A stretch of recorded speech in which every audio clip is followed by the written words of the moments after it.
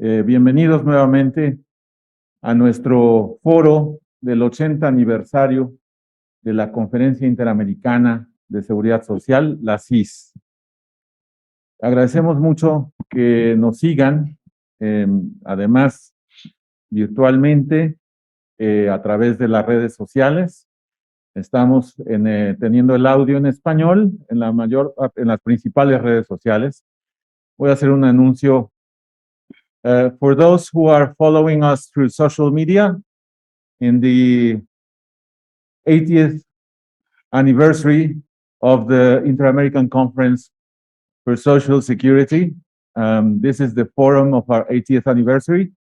And for those who want to follow us in English, you can do so through our YouTube English channel. If you look for the acronym in Spanish, which is CISS. So be with us, and you will have the English translation through that channel.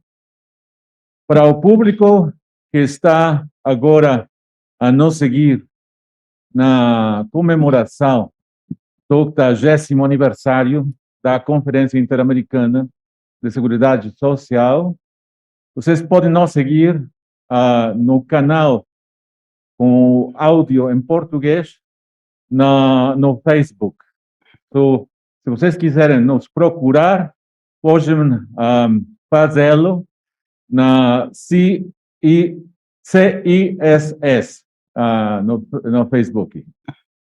Dicho esto, tenemos nuestro panel sobre la seguridad social y nuevas formas de trabajo, que comentaba hace un momento con uno de nuestros panelistas de honor, que es una manera de referirse genéricamente al imperativo de ampliar la cobertura de la seguridad social más allá de las formas de la estatus laboral tradicional. Entonces, esto, por supuesto, incluye trabajos que no se conocían, por ejemplo, los de plataformas digitales, así como, por supuesto, el ya conocido desafío de la población en el sector informal. Entonces, quien modera este panel es nuestro aliado de la CEPAL, coordinador de investigaciones, Pablo Yáñez Rizo, quien además tiene una muy destacada trayectoria en México y en América Latina, y me ha pedido que en aras de economía del tiempo no describa detalladamente su muy relevante y muy destacado currículum, y será Pablo Yáñez quien introducirá a los panelistas. Entonces, a partir de este momento, le cedo el control del panel a Pablo Yáñez. Muchísimas gracias por aceptar y además por ser copiloto por parte de la CEPAL de la realización de este foro. Bien. Adelante. Muchas gracias, Roberto. Queremos extender una felicitación a la CIS por los 80 años de su fundación, por los muchos años que tiene por delante, dada la relevancia central de la problemática que la agrupa. También queremos felicitar a la CIS por la relevancia del panel al que nos ha invitado. Es el panel número 3, que es el de retos de la seguridad social y nuevas formas de trabajo. Sin lugar a dudas, constituye uno de los temas más relevantes, una de las inquietudes sociales más profundas y extendidas en la actualidad, que tiene que ver con el vertiginoso proceso de transformación del mundo del trabajo y de su base tecnológica. A veces nos cuesta incluso ir al día para ir asimilando las transformaciones que esto significa y asumir que todo proyecto de seguridad social está sustentado en un concepto de pacto social y en una determinada base tecnológica. Y ambos elementos se han venido transformando bajo nuestros pies de manera muy acelerada. Y en ese sentido, esto implica retos para pensar y repensar la seguridad social en función de los nuevos desafíos que están planteados. La digitalización de la economía, la precarización laboral, la intermitencia del empleo, el empleo prolongado, los diferenciales de género en términos de empleo y ocupación, el desgaste de una hipótesis de pleno empleo permanente y estable para todas las personas. Todo esto implica pues desafíos inmensos en la seguridad social concebida de una manera amplia, no solo en términos de acceso a los servicios de salud, la vivienda, por ejemplo. Aquí tenemos al director general del Infonavit, en donde nos podrá hablar de esto, las pensiones, las regulaciones laborales, las nuevas formas de negociación colectiva, etcétera. Entonces es un reto intelectual y político de gran calado el que nos convoca esta transformación tan profunda que estamos viviendo y que el gran desafío es cómo concebirla en términos de ampliación de derechos y no de restricción de derechos. En términos de profundización del bienestar de las personas trabajadoras y no de expansión y extensión de la precarización laboral y en general de la precarización de la reproducción social. Es como, a fin de cuentas, repensar el Estado Social de Derecho en términos de un proceso y un espacio de cambio tan amplio, tan extendido y tan acelerado.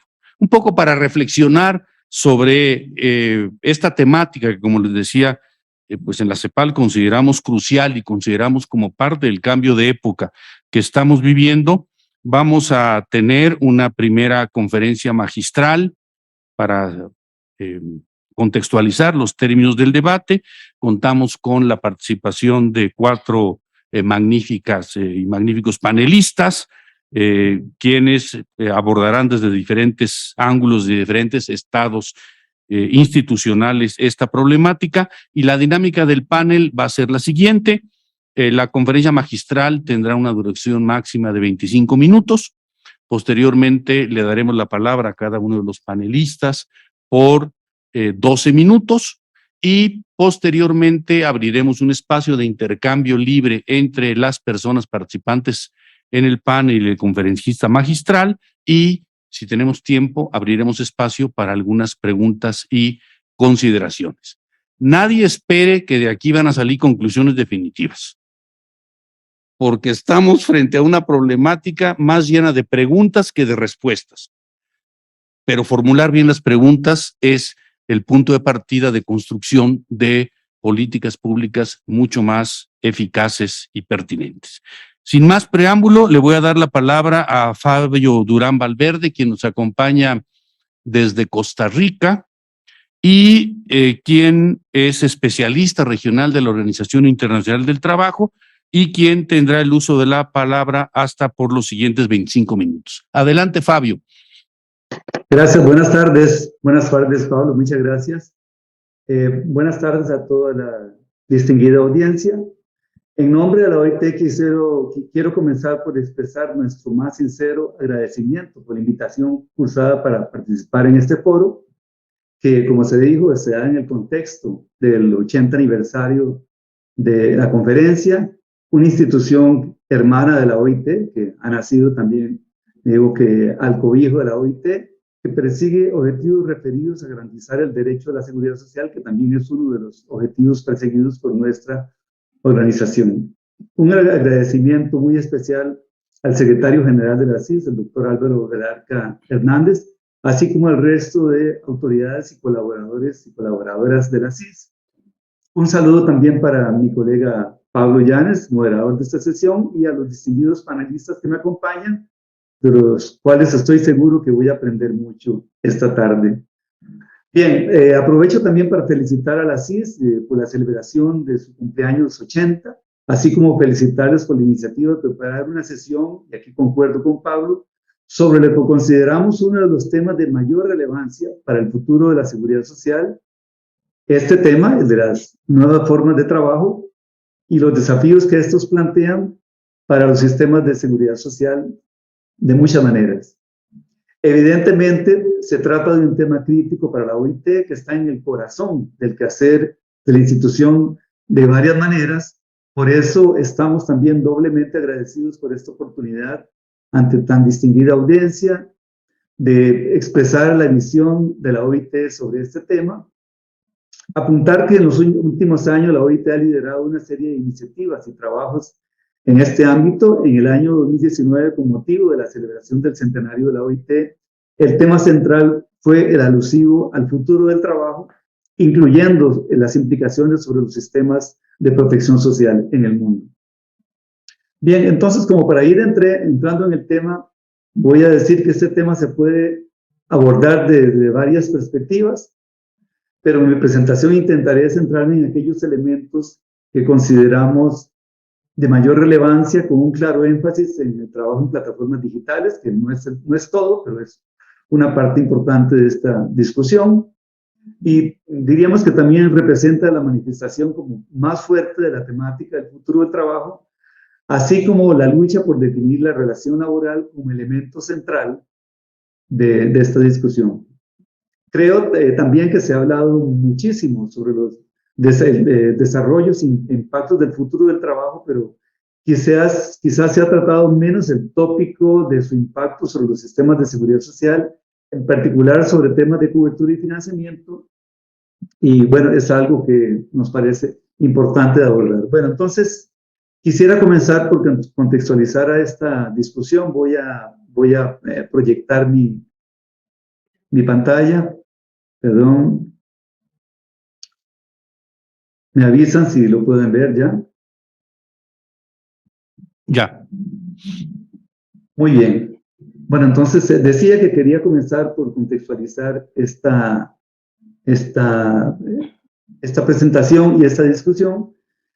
Y tal vez comenzaría por decir que en las últimas décadas se viene dando todo este proceso, pero claro, mucho más acelerado en épocas más recientes, que tiene que ver con la digitalización de la economía y todo el impacto que esto tiene sobre lo que nosotros llamamos las nuevas formas de empleo, las formas de empleo no estándar, las formas atípicas de empleo, etcétera, y que tienen como consecuencia última una erosión de la relación de trabajo estándar, clásica o tradicional como la conocemos.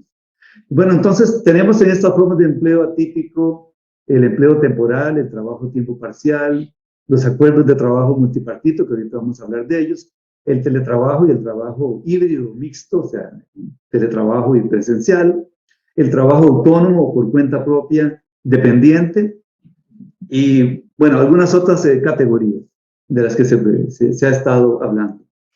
Entonces, también para contextualizar esta discusión es importante decir que hay una serie de ventajas que están vinculadas a estas tecnologías y a la digitalización de la economía, que tiene que ver con las oportunidades para que la gente haga cosas nuevas y se integre, y se inserte en el mercado laboral de una manera más flexible y que, por lo tanto, permita conciliar la vida laboral y personal. Entonces, esto, desde luego, es muy importante, es una oportunidad que ofrece esta revolución, digamos, de la tecnología, que ofrece a las personas que anteriormente no tenían estas capacidades, por ejemplo, la flexibilidad de combinar trabajo parcial con ocio o trabajo parcial en diferentes empleos, trabajo por cuenta propia, con trabajo asalariado, trabajo, etc. Bien, pero también entonces hay que señalar las desventajas que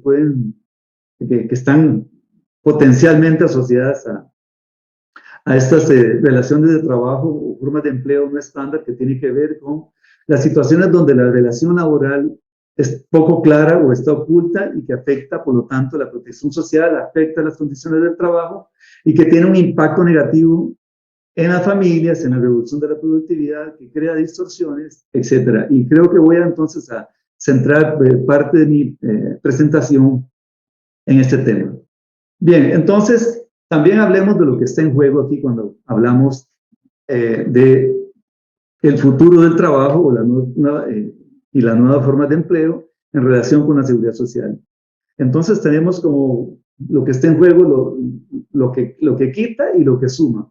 Entonces, por un lado, elementos que tienen que ver con la fractura del contrato social, que tiene que ver con el traslado de riesgos económicos de los trabajadores, la desresponsabilización de algunas empresas o de sectores o de algunas actividades empresariales, la competencia desleal, la fragmentación, el desempoderamiento, flexibilidad a costa de la seguridad social o de la protección laboral de las personas.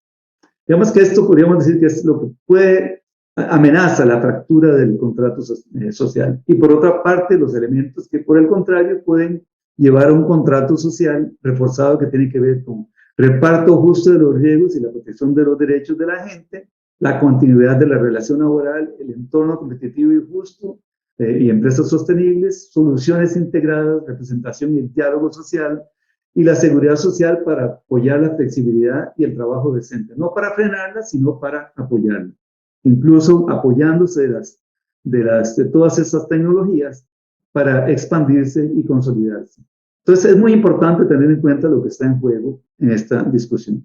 Bien, entonces si hablamos de las plataformas digitales, podemos decir en particular, podemos decir que hay un tema de baja cobertura. La OIT ha documentado esto profusamente a través de diversos trabajos, trabajos de World Employment and Social Outlook, publicado en el 2021, donde se encuentra que la mayoría de los trabajadores en plataformas digitales tienen una cobertura bastante baja de la protección social. Hay brechas de cobertura en prácticamente todas las ramas. Se estima que la cobertura en pensiones, por ejemplo, en plataformas digitales es solo el 20%, 18% en transporte de personas y 17% en entrega a domicilio. Entonces, estos son indicadores muy preocupantes que nos dicen, bueno, sí, como decíamos, estas nuevas formas de empleo abren oportunidades, pero también crean algunos desafíos, que es lo que estamos discutiendo precisamente hoy acá.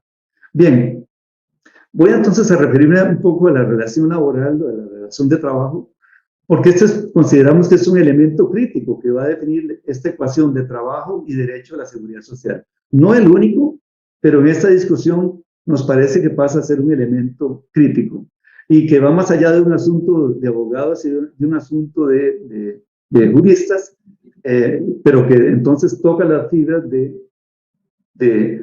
el impacto que pueden tener estas nuevas relaciones de trabajo. Entonces podríamos decir que la relación de trabajo puede asumir diversas formas y probablemente en el futuro pueden aparecer nuevas formas que tal vez ni nos imaginamos en este momento, que son transformaciones de lo que ya existe, pero lo que vemos en este universo digamos, de relaciones de trabajo es, por un lado, la relación con duración indefinida versus la duración definida, el trabajo en el lugar de trabajo versus el teletrabajo, el trabajo de un solo empleador versus múltiples partes donde intervienen el empleador, el trabajador y los clientes de diferentes maneras, y el trabajo a tiempo completo versus el trabajo a tiempo parcial, y también podríamos hablar de las combinaciones que podrían darse entre estas relaciones de trabajo o formas de trabajo también podrían ser, que desde luego están afectadas enormemente por la tecnología, pero creo que no tiene el caso discutirlo ahora.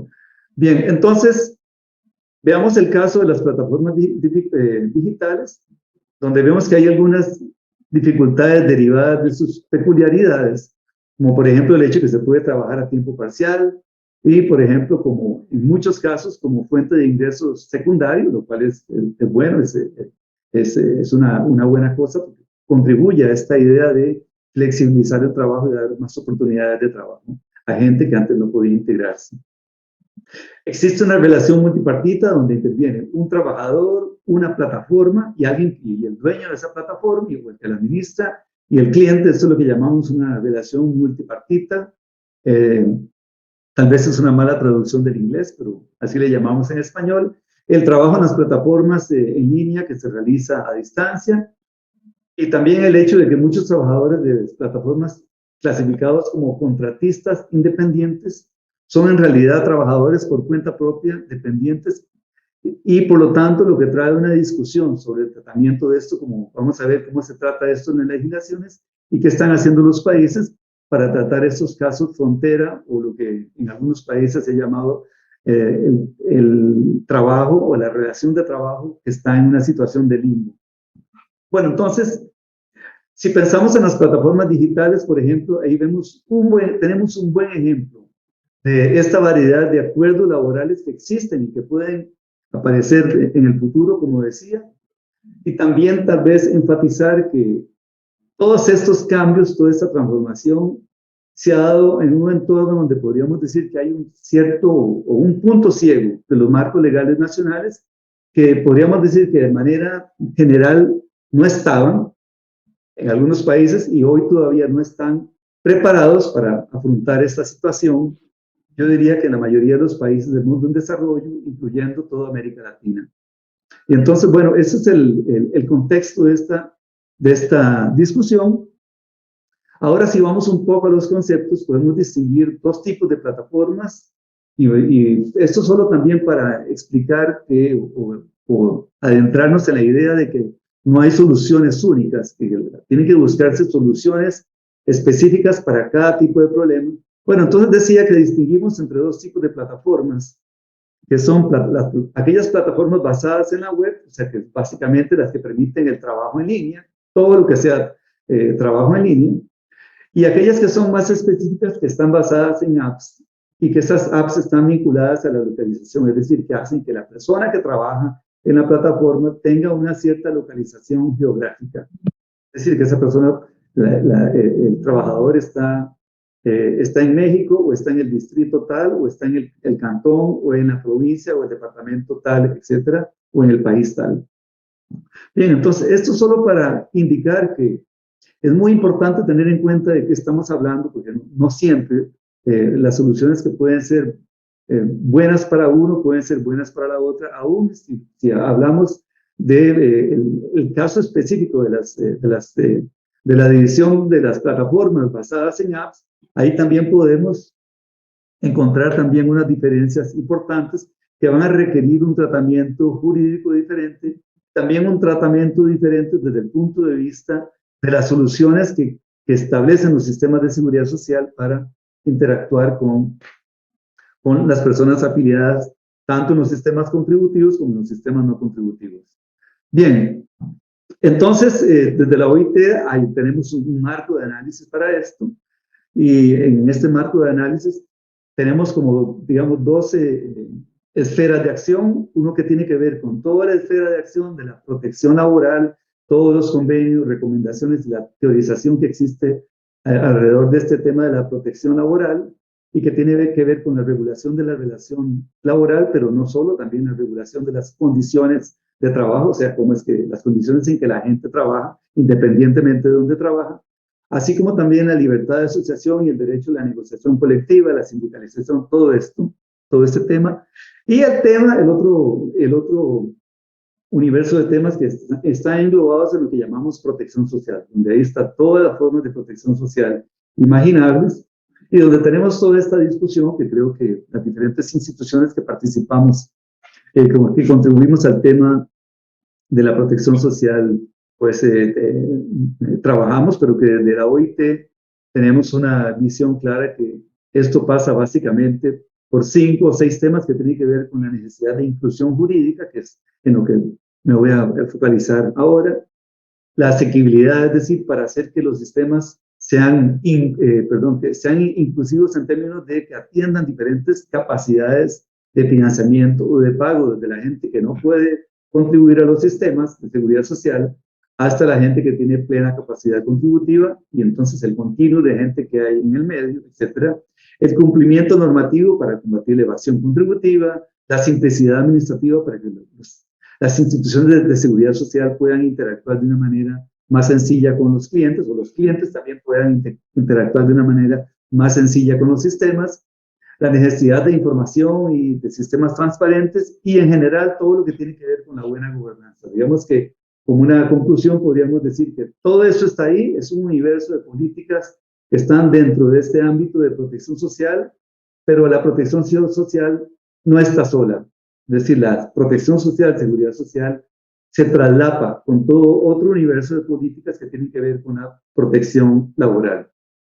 Y esto entonces es importante entenderlo, porque es importante entender que si bien podemos innovar desde la protección social o desde los sistemas de seguridad social y hacemos el llamado a la adaptación continua de los sistemas para que se adapten a todas estas transformaciones, se requieren marcos regulatorios apropiados que consideren y tipifiquen de manera adecuada las relaciones de trabajo y que garanticen que los sistemas sean inclusivos desde el punto de vista jurídico, lo cual es la piedra angular de todo esto.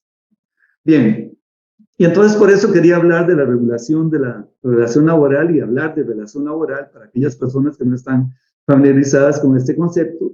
Yo no soy abogado, soy economista y no soy especialista en temas de legislación laboral, pero digamos que hay que, este es un concepto que hay que manejarlo porque vamos a ver que está detrás, al final, detrás de las cosas que están pasando en cuanto a la respuesta de los países.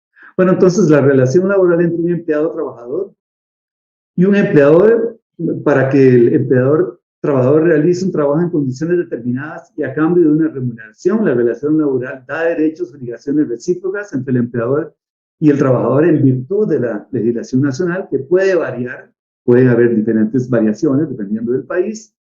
El acceso a los derechos y beneficios relacionados con el empleo se garantiza a través de la relación laboral, y yo diría que también una parte de los beneficios que tiene que ver con toda la protección social contributiva, o sea, lo que llamamos protección de seguro social, está íntimamente vinculada a la tipificación y a la regulación de la relación laboral. Es por esto que quería referirme, porque seguidamente precisamente voy a hablar de este tema como marco de referencia.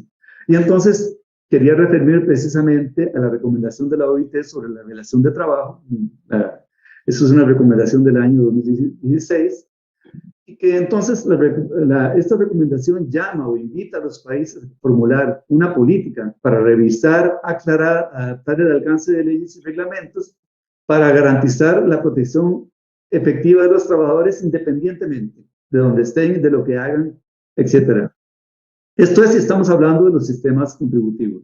Entonces llama a la política, dice que la política nacional debe incluir en particular medidas para combatir las relaciones laborales encubiertas que se producen cuando el empleador trata a un individuo como algo distinto a un empleado de manera que se oculta su verdadera condición jurídica de empleado.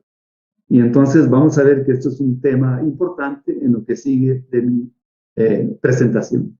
Bueno, entonces la misma recomendación 198 habla o plantea algunos indicadores para tipificar esta relación de trabajo y las agrupa en dos grupos, en dos bloques. Uno que tiene que ver con prestaciones recibidas por el trabajador, por ejemplo, si el trabajador recibe un pago periódico, si la fuente de ingreso es única o principal fuente de ingreso, el pago en especie, el reconocimiento de otros derechos como las vacaciones, el pago de gastos de viaje, si hay riesgo financiero para el trabajador o no, o si el riesgo financiero está solo de una parte.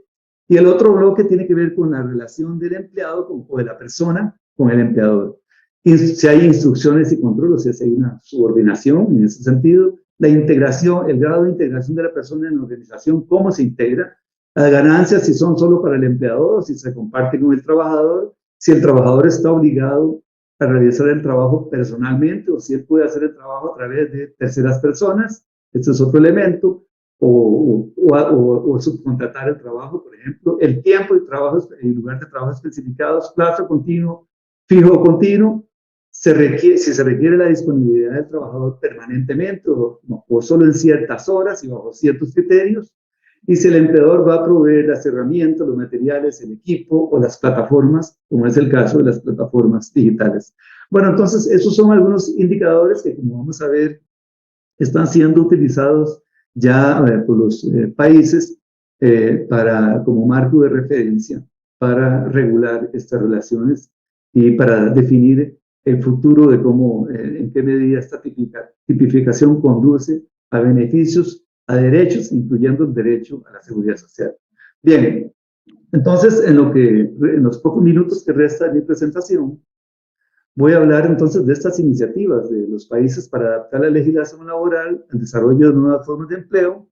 Y aquí comenzamos con Canadá, donde en el año 2019 un informe de panel de expertos independientes sobre las normas laborales federales modernas aborda la protección de trabajadores que realizan esos trabajos atípicos, incluido el trabajo en la economía de plataformas, ya sean online o las plataformas que funcionan a través de apps. Y entonces este panel de expertos le recomienda la adopción de una clara definición legal de empleado que abarque a cualquier persona que realice trabajos o preste servicios a cambio de una compensación monetaria, así como una presunción refutable de la condición de empleado. También considera que la legislación nacional debe incluir una definición legal clara de contratista independiente, así como también, como se dice abajo, una definición clara de lo que sería un contratista dependiente, porque dependiendo de una u otra situación, el tratamiento será totalmente diferente. Bueno, este panel de expertos aborda 4 condiciones acumulativas para definir esta relación, y es si la persona está libre de control y de dirección de la entidad contratante, si la persona realiza un trabajo que está fuera del curso habitual de la entidad contratante, si la persona tiene el riesgo de ganancia o pérdida por su actividad, o sea, estoy hablando de la persona que hace el trabajo, ¿no? que presta el servicio laboral, digamos, y recomienda la adopción de esta definición clara de contratista dependiente, que es el caso de una persona que está en el límite de lo que es un trabajador independiente puro y lo que es un trabajador asalariado. Entonces, que se defina claramente en qué condiciones ese trabajador deja de ser un asalariado y es un contratista, o sea, se trabajó por contrato, pero de manera dependiente, porque eso entonces crea unos derechos y obligaciones diferentes. En Reino Unido, el gobierno publicó en el 18 el informe Good Work, y entonces este informe está orientado a distinguir a los denominados trabajadores de limbo, así le denominaban o le denominan en Reino Unido, de los que son legítimamente trabajadores por cuenta propia, para precisamente diferenciarlos. Es lo que hablábamos en el caso de Canadá, que no es muy diferente.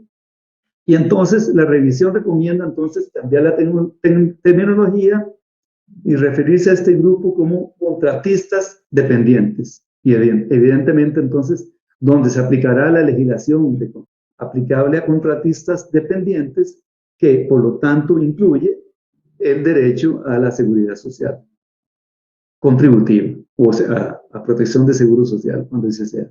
En el caso de la Unión Europea, la Directiva sobre Condiciones de Trabajo Transparentes y Previsibles de 2019 trata de evitar una carrera hacia la baja, porque ha habido esta carrera hacia la baja, que muchos han denominado como competencia desleal entre las empresas que pagan los beneficios a sus trabajadores y aquellas empresas que no lo hacen. Y entonces se dice que esta directiva de condiciones será aplicable a trabajadores a la carta, es decir, a trabajadores que están disponibles para ser demandados por horas, por días, etcétera, o sea, on-demand workers, a los trabajadores intermitentes, a los trabajadores basados en vales o tiquetes de servicio, que es una modalidad muy usual, por ejemplo, en Francia, y a los trabajadores de plataformas, siempre que no sean auténticos trabajadores independientes. O sea, esto, aquí también se hace la distinción. Y entonces manda tomar medidas para evitar prácticas abusivas, etcétera. Entonces aquí hay todo un desarrollo que lo tenemos documentado en el caso de que alguien esté interesado en ver estos desarrollos.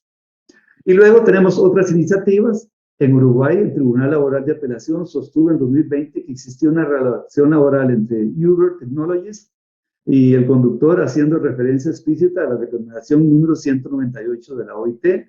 En Francia, un fallo de casación del 2020 dice que los conductores de Uber son empleados, argumentando que se convierten en una parte integrada de los servicios de la plataforma en el momento en que se conectan a la plataforma. Es decir, se conectan, cumplen con las condiciones de plataforma, cumplen con ciertas de estas condiciones y por lo tanto son empleados.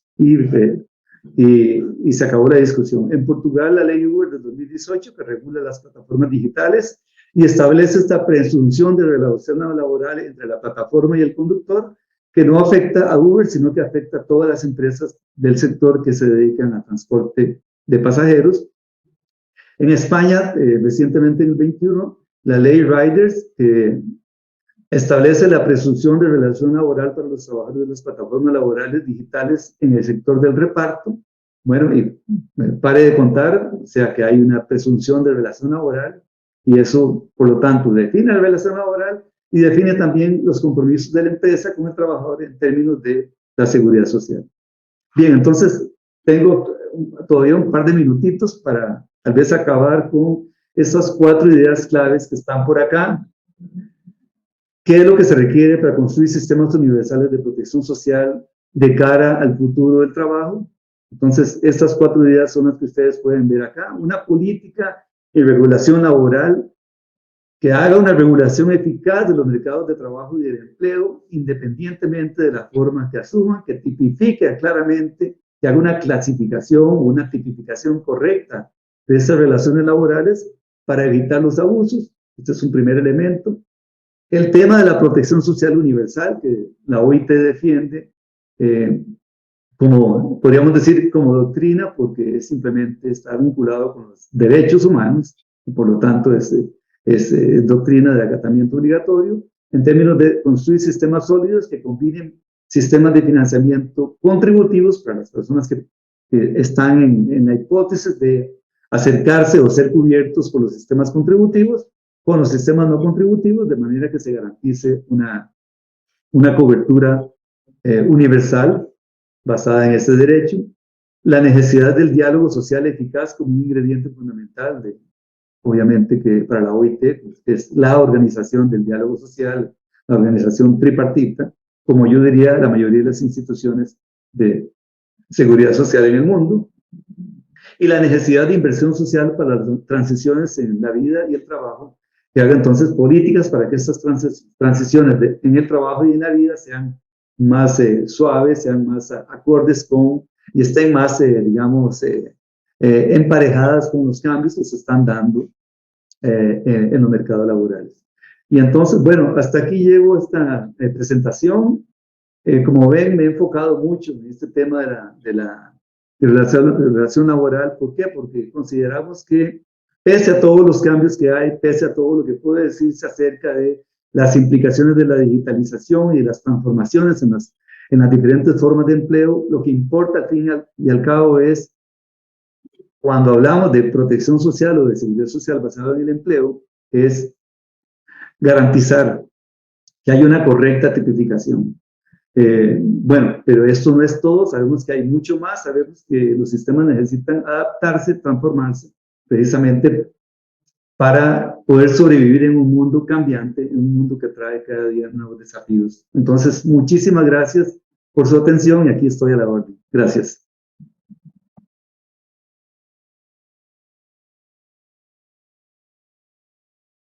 Muchas gracias a Fabio por su intervención, que creo que enmarca de manera muy pertinente los términos de la conversación. Nos habló de relaciones laborales ocultas, fractura del contrato social, diferenciación de las plataformas digitales, la necesidad de marcos regulatorios apropiados con sistemas inclusivos.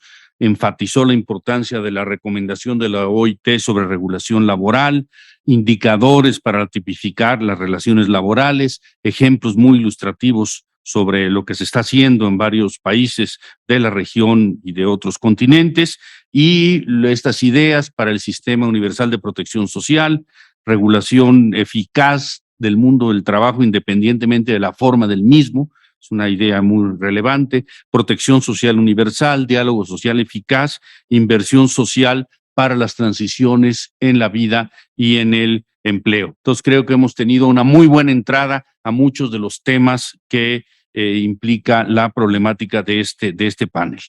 A continuación, le voy a dar la palabra a Sebastián Nieto, quien es jefe de la Unidad para América Latina y el Caribe de la OCDE, con un agradecimiento especial, porque está en París y le hemos puesto una desvelada tremenda, pero aquí lo tenemos al pie del cañón y te agradecemos muchísimo tu disposición para participar en este panel en donde injustamente te hemos colocado en un horario muy difícil. Adelante, Sebastián.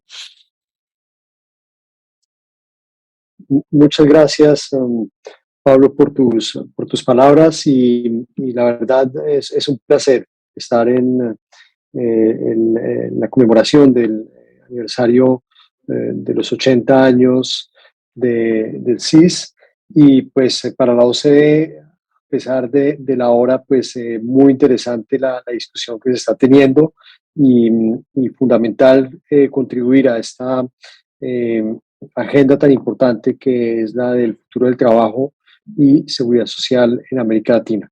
Yo voy a compartirles una presentación donde resume algunos de los trabajos que hemos venido haciendo sobre el futuro del trabajo y cómo lo vinculamos ya en concreto con los regímenes de protección social en América Latina, teniendo en cuenta, digamos, el vasto trabajo que tenemos sobre la región y que no hacemos solos.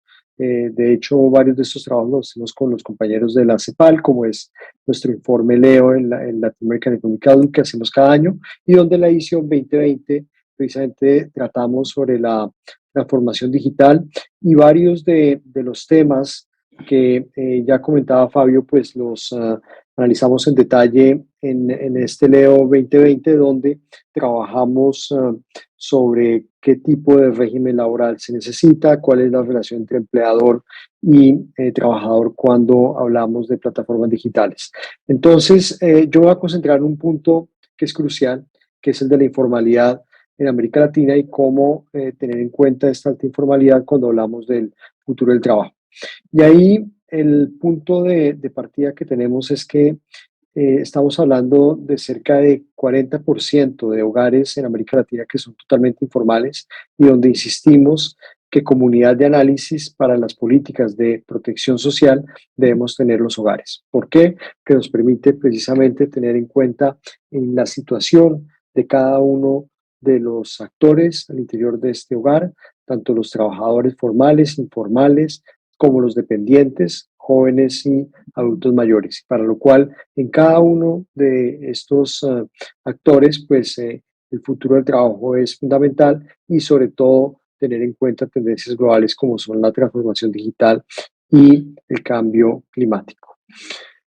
Entramos a la crisis del COVID-19 con cerca de un 40% de trabajadores que no estaban cubiertos por ningún régimen de asistencia o de protección social, con lo cual pues demostró una vez más la alta vulnerabilidad que tenemos con una caída de los ingresos para este tipo de trabajadores que no tenían ningún tipo de apoyo por parte del Estado o que no estaban recibiendo ningún tipo de beneficios por los regímenes de asistencia social o de seguridad social por su estatus de informal.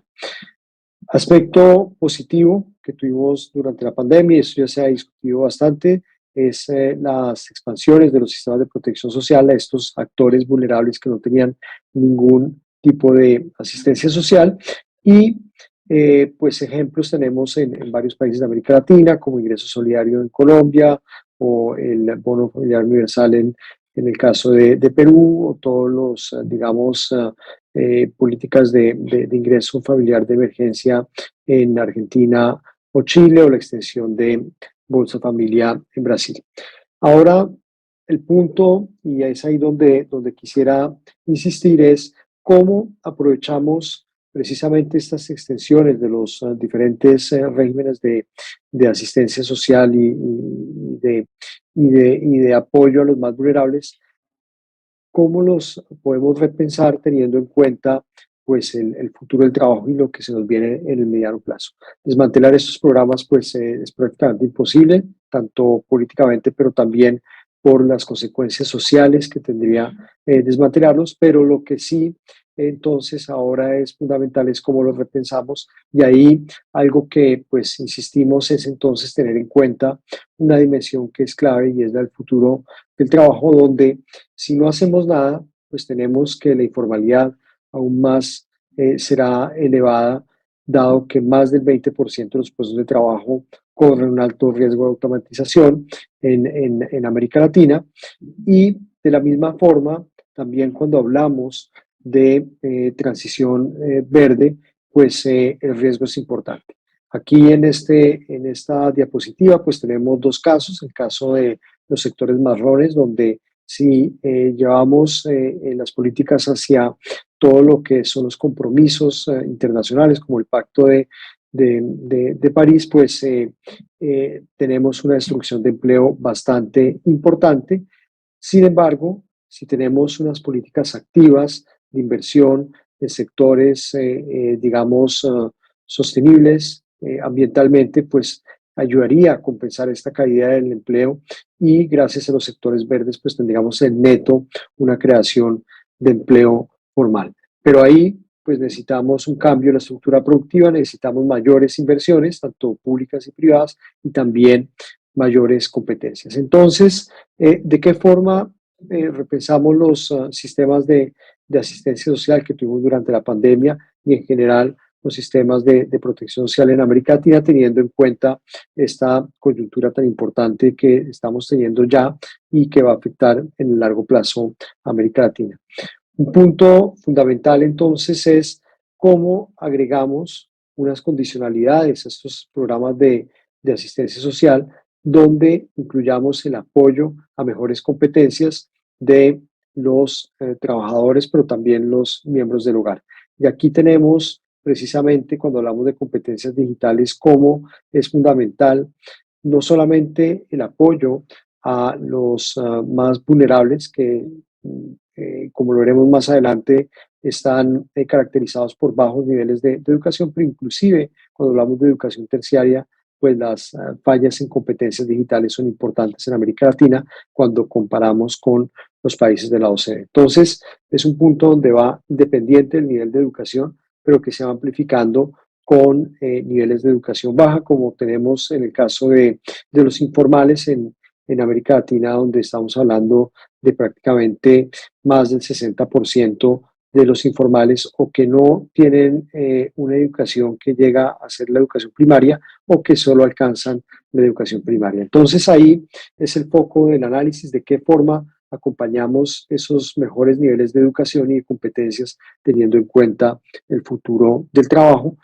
Y esto, pues teniendo en cuenta también que la pérdida de capital humano es fundamental debido a la crisis del COVID-19 si comparamos América Latina con respecto a los países de la OCDE por el cierre de escuelas y donde esto nuevamente pues puede tener una brecha particular a los jóvenes trabajadores del futuro. Entonces es fundamental este acompañamiento, no es solamente algo de obligar a estos trabajadores y a estos miembros de la familia de participar en diferentes sistemas de educación y de competencias para un mejor capital humano hacia el futuro, pero también de qué forma el Estado con el sector privado ofrece los centros educativos y de competencias necesarios teniendo en cuenta la demanda de trabajo futura.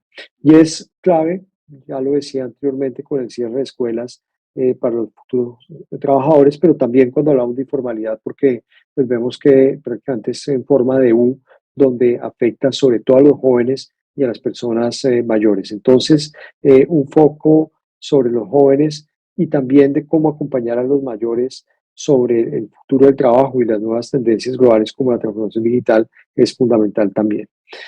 Ya para ir cerrando, quisiera insistir también entonces en diferentes aspectos de disparidades, la disparidad también regional, donde también de entonces de qué forma todos estos centros de competencias y educativos tienen que estar también implantados a nivel subnacional, a nivel local, dado las diferencias tan importantes que tenemos y disparidades en América Latina a nivel de sus regiones y como lo vemos aquí, pues son sobre todo los hogares a nivel rural donde se ve un alto porcentaje de informalidad. Todo esto, y aquí ya para cerrar, digamos, el círculo, se necesita una financiación. Y no quisiera dejar de pasar el mensaje donde todavía es un reto importante mejorar los regímenes de tributarios en América Latina y para lo cual pues es fundamental mejorarlos para financiar estas políticas donde todavía hoy en día en América Latina se recauda el 22% del PIB versus el 34% del PIB en los países de la OCDE y sobre todo de qué forma esto no desincentiva el emprendimiento y la creación de empleo formal, porque gran parte de la recaudación en América Latina, si comparamos con los países de la OCDE, se da por el lado de las empresas, lo cual pues afecta la creación de este empleo formal.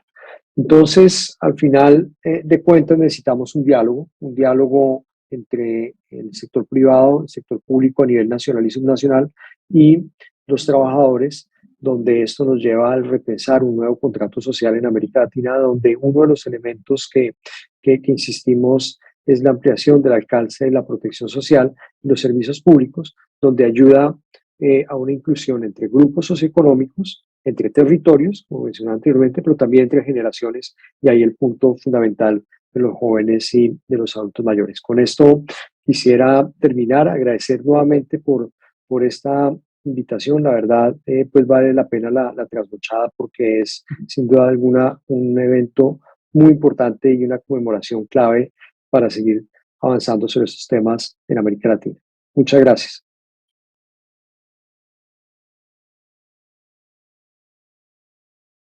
Bien, pues muchas gracias y renovando nuestro agradecimiento a Sebastián, que creo que ha tocado temas relevantes sobre pues, la informalidad y el futuro del trabajo.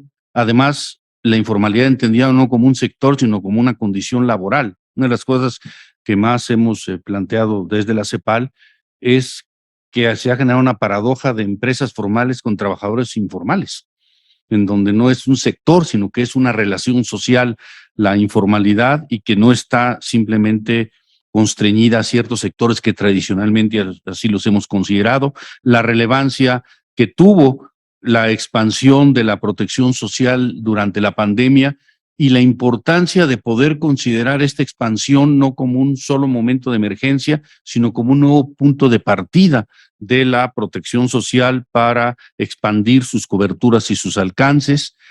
Nos llama la atención sobre que, conforme a las estimaciones de la OECD, pues el 20% de los puestos laborales están en riesgo de automatización.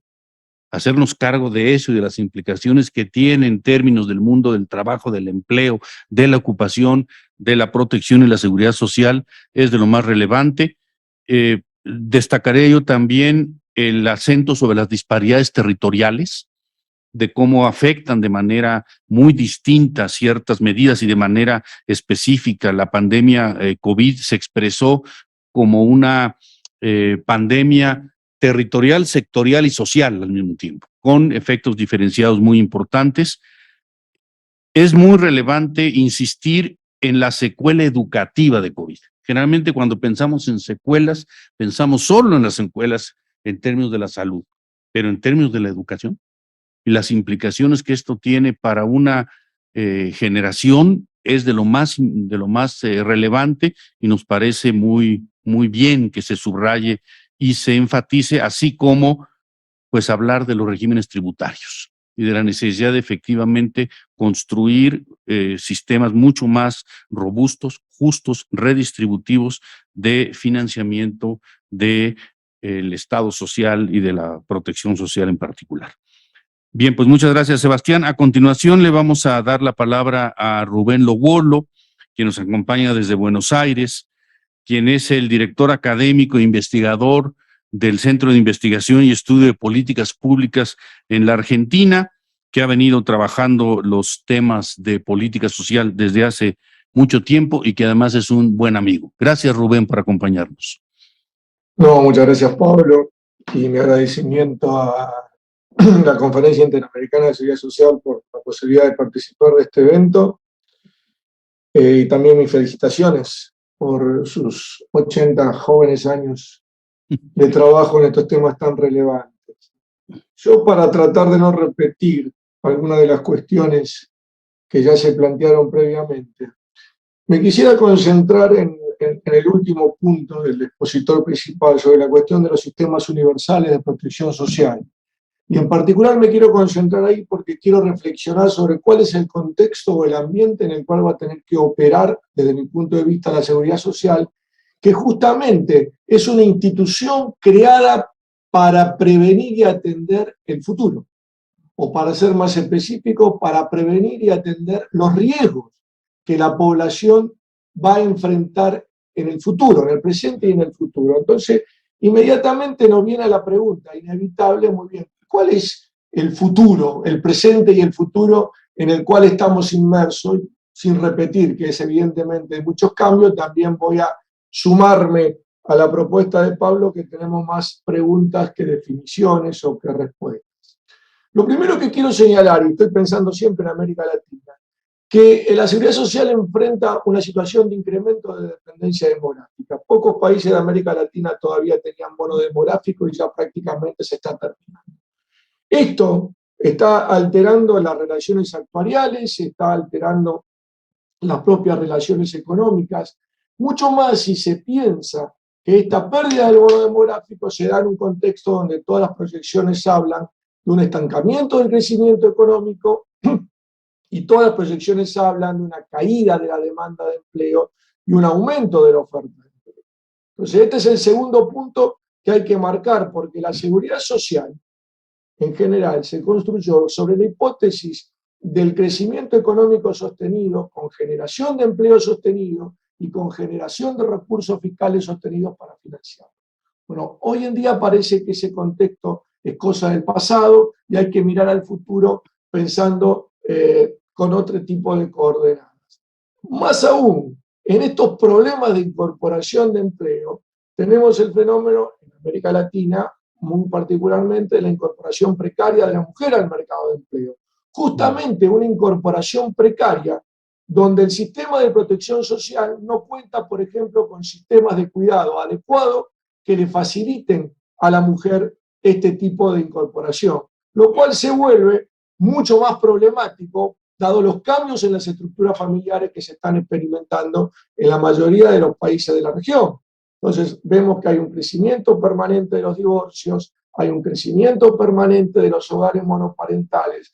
Quiero decir, y quiero marcar todo esto, porque esto está alterando todas las bases fundantes de los sistemas de seguridad social que fueron pensados para el contexto no solo de crecimiento económico, no solo de crecimiento sostenido del empleo, sino también de estabilidad en los arreglos familiares, en donde se suponía que había un cabeza de familia que generaba los ingresos suficientes y a través de cabeza de familia los dependientes iban a obtener la protección social completa. Bueno, evidentemente esta forma de visualizar el modo en que se organiza la sociedad, el modo en que funciona el mercado de empleo, que ha sido tradicional de los sistemas de seguridad social, está hoy bajo serio cuestionamiento.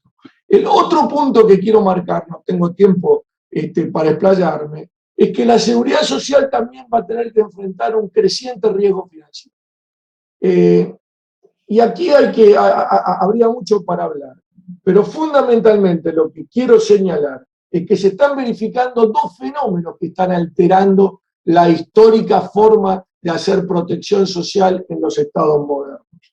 Uno es que la valorización financiera del capital se está superponiendo sobre la valorización productiva, que es otra forma también de mirar los procesos de cambio que se están produciendo en el mercado de empleo y en los sistemas productivos. Esta forma de valorización financiera del capital está volviendo mucho más inestables a las economías, mucho más crítico el manejo de los fondos financieros de inversión, por ejemplo, de la seguridad social. Y este es otro tema que creo que hay que abordar para ir al último gran riesgo al cual me quiero referir, y que es el creciente riesgo ambiental. Y el creciente cambio o los límites que está poniendo el riesgo climático al funcionamiento de las economías y a los propios sistemas de protección social. Fíjense que la seguridad social está acostumbrada a funcionar en un contexto de contingencias sociales prevenibles e incluso asegurables, en tanto ya sea accidente de trabajo, pasividad laboral, enfermedad, etcétera, etcétera. Bueno, el cambio climático nos está planteando un riesgo totalmente diferente. Primero, porque es un riesgo global y no es un riesgo manejable por instituciones nacionales. Segundo, porque no se tiene muy claro qué es lo que hay que prevenir. Hay una cantidad de daños que se van a derivar de este riesgo y que van a afectar a las personas y que van a afectar la situación también de las instituciones, pero que todavía no son absolutamente predecibles. Es lo que se llama técnicamente la incertidumbre estructural no previsible.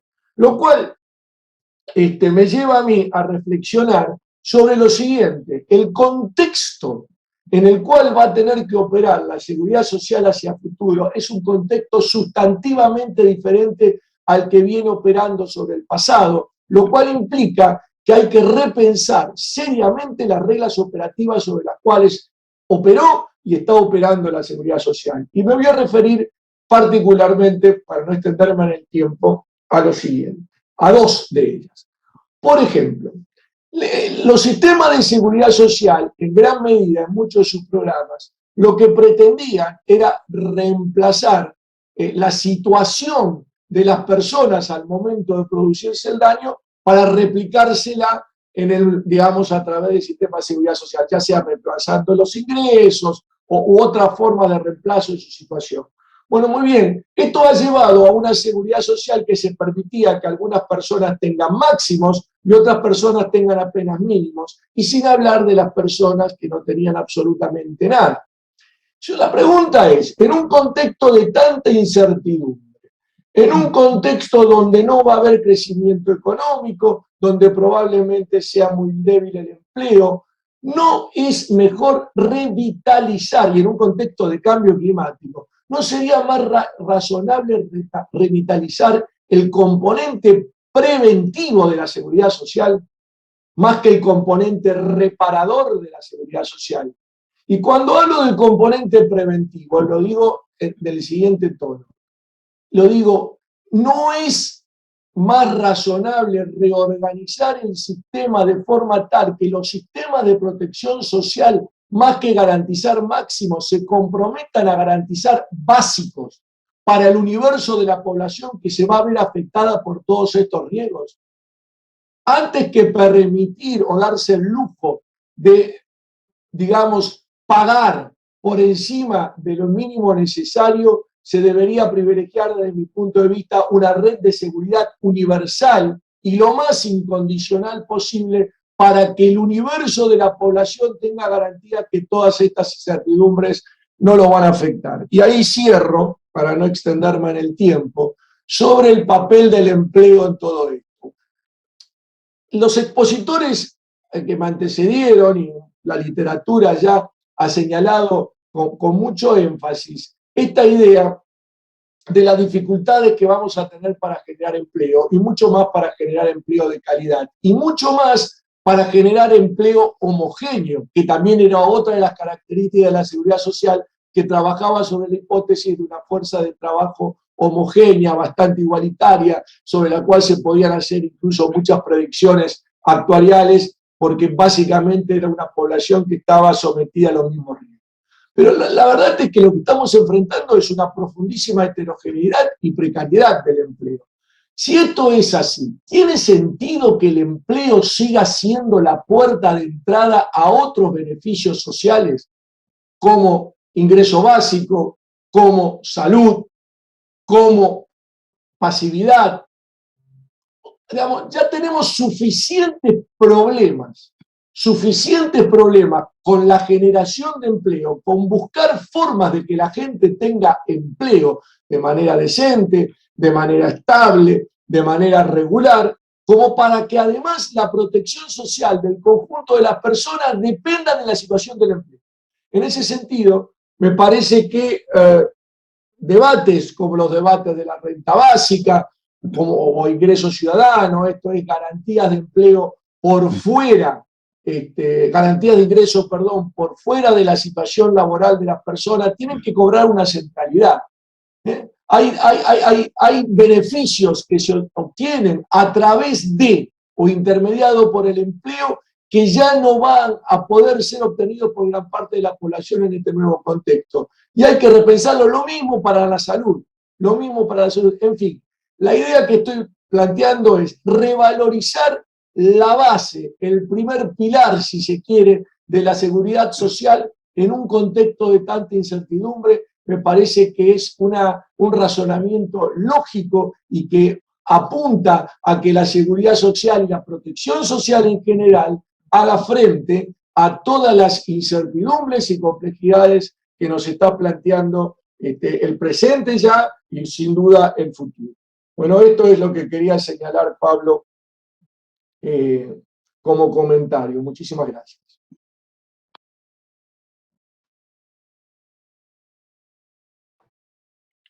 Bien, muchas gracias, Rubén. Creo que has dejado en 10 minutos 20 temas, todos de ellos muy relevantes, muy sugerentes, que obligan a una reflexión conceptual de carácter estratégico, no simplemente adaptativa o incremental. Creo que has subrayado que la seguridad social está en un nuevo contexto. Yo creo que ese es un elemento muy importante en donde varias de las hipótesis fundacionales de los sistemas de seguridad social que tenemos están en cuestión. Entonces, el tipo de relaciones sociales, la estructura y el tejido productivo, los arreglos familiares, la estructura demográfica, todo esto está cambiando y está cambiando de manera muy acelerada y evidentemente tiene un impacto muy profundo sobre la manera de estructurar la seguridad social. Nos planteas además temas muy importantes como el proceso de financiarización y las implicaciones que ello tiene para la seguridad social, el riesgo climático, e incluso propones manifiestas el concepto de incertidumbre estructural no previsible, asunto sobre el cual hay que pensar y reflexionar. La necesidad de incorporar el sistema de cuidados como parte de la seguridad social, que es un punto muy relevante también, la revitalización del componente preventivo más que el reparador, las implicaciones que tiene la heterogeneidad e insuficiencia del empleo y la posibilidad de pensar en nuevos componentes de una seguridad universal en donde haya donde haya una efectiva garantía de ingresos, que fue parte de los debates que se incrementaron de manera muy significativa durante la pandemia. Muchos puntos para pensar y reflexionar y debatir, por cierto.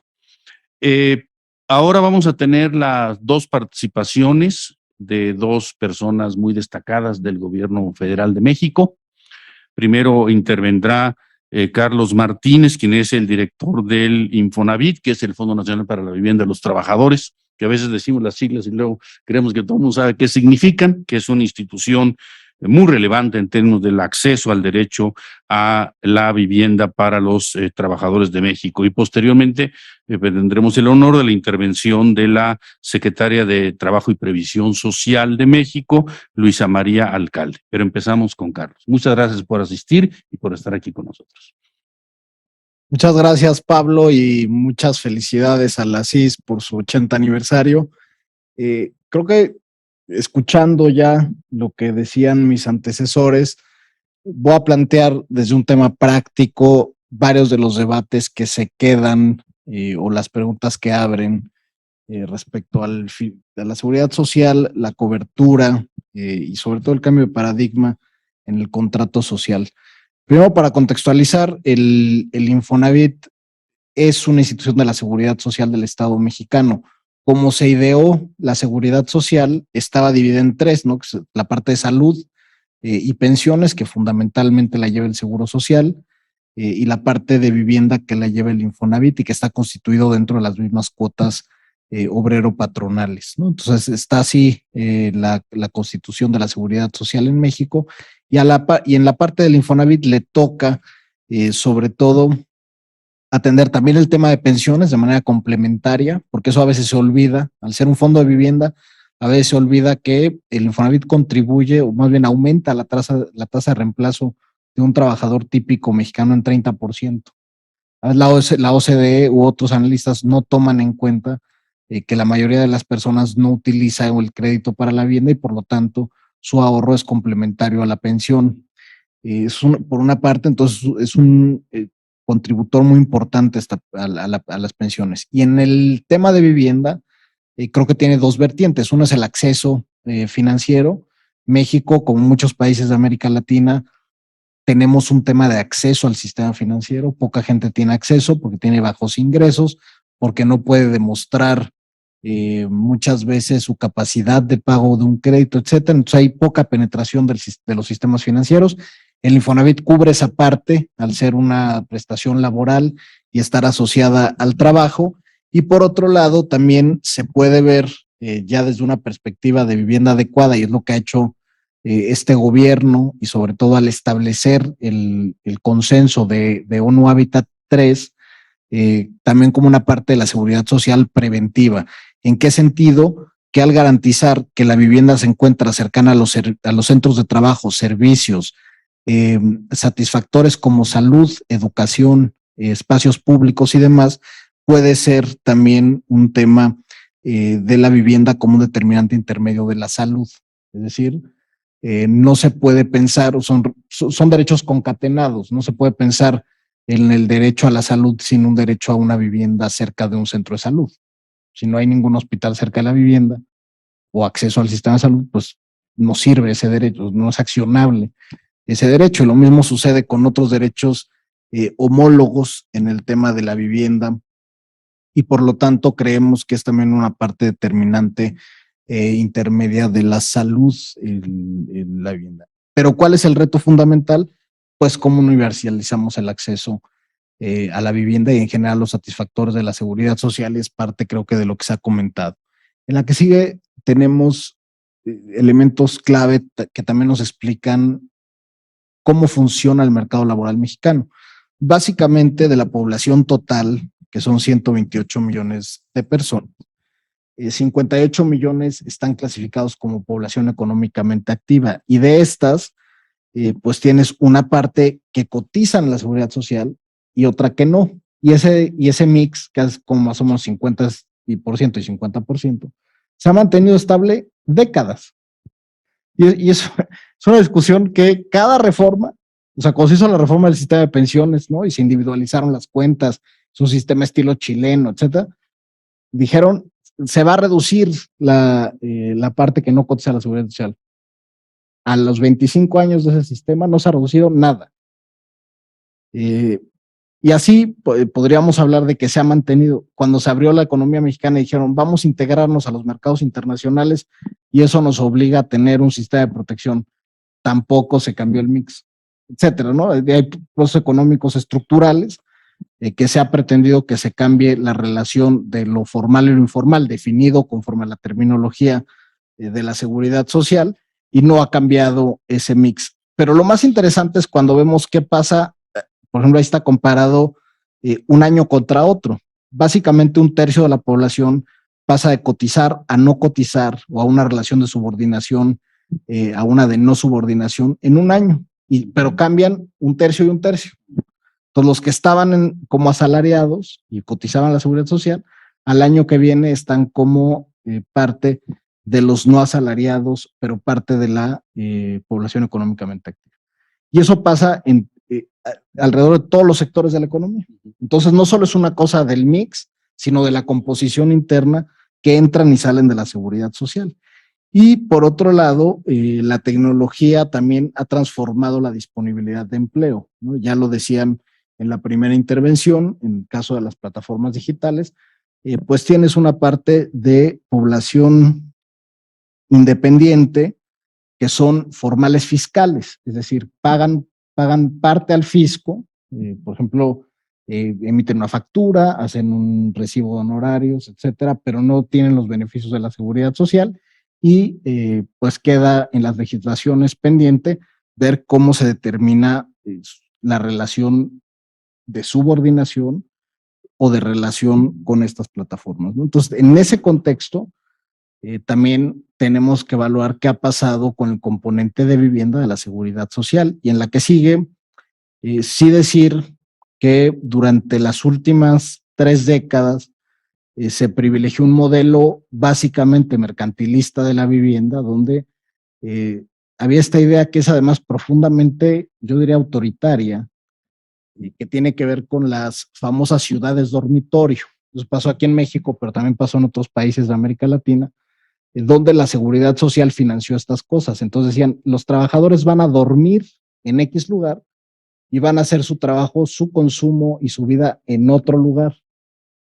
Bueno, eso no solo rompió núcleos de ciudades, expandió las manchas urbanas, generando un tema de poca sustentabilidad, sino que pues no permite el acceso real a los satisfactores de los trabajadores. Y además se acentúa más en lugares donde hay más pobreza. Por ejemplo, en todo el sur-suroeste, tenemos el mayor rezago de vivienda, y también lo tenemos en los estados fronterizos de Chihuahua y Baja California, precisamente por migraciones internas. Ciudad Juárez y Tijuana explican buena parte del rezago de vivienda en esos estados. Sin embargo, en el mapa de México vemos que la mitad de los estados, sobre todo los que tienen acceso a las maquilas o a los centros laborales donde hay mayor formalidad respecto a la informalidad, hay menos rezago de vivienda. Entonces tienes una paradoja donde tienes un país que se expandió 6 veces su mancha urbana, que incorporó a millones de personas a la seguridad social y que a la vez tiene un déficit de vivienda importante, y a la vez que tiene un déficit hay 650,000 viviendas abandonadas. O sea, es un modelo que no estaba orientado ni a la seguridad social ni a la prevención. Y por eso mismo es parte de lo que se ha planteado en este gobierno, que es a través de la Política Nacional de Vivienda plantear a la vivienda como un impulsor o un multiplicador de otros derechos. Y a partir de adoptar el concepto de vivienda adecuada de la ONU, donde pones características de habitabilidad, cercanía, asequibilidad, accesibilidad y demás a la vivienda, es que puedes realmente hacerlo parte de una seguridad social igualmente preventiva. Y eso es a lo que estamos apostando. Por otro lado, en la que sigue tenemos una parte que compete también al Infonavit como sistema pensionario, que tiene que ver con la reforma del sistema de pensiones. Como saben, el presidente hizo una reforma muy ambiciosa al sistema privado de pensiones, donde básicamente aumenta la contribución de las empresas para aumentar la tasa de reemplazo en estas cuentas individuales durante los siguientes 8 años y baja las semanas mínimas de cotización. Esto ha tenido como efecto, por ejemplo, que en el primer año de operación de la reforma aumentara en 12% las entregas de dinero que tuvo el Infonavit a trabajadores que no alcanzaban las 1,250 semanas. Y esto tiene que ver con que esta reforma se adapta de mejor manera a las trayectorias laborales de los mexicanos. Una trayectoria laboral de un mexicano es más o menos de 11 años, donde transita de la formalidad a la informalidad, pero no acumula nunca esas 1,250 semanas. Y eso le impedía el acceso a una pensión mínima garantizada, desde luego le impedía el acceso adecuado a la vivienda, y por lo tanto no podía complementar sus satisfactores de la seguridad social, aun cuando estaba establecido en la legislación esos 3 pilares, las pensiones, la salud y la vivienda.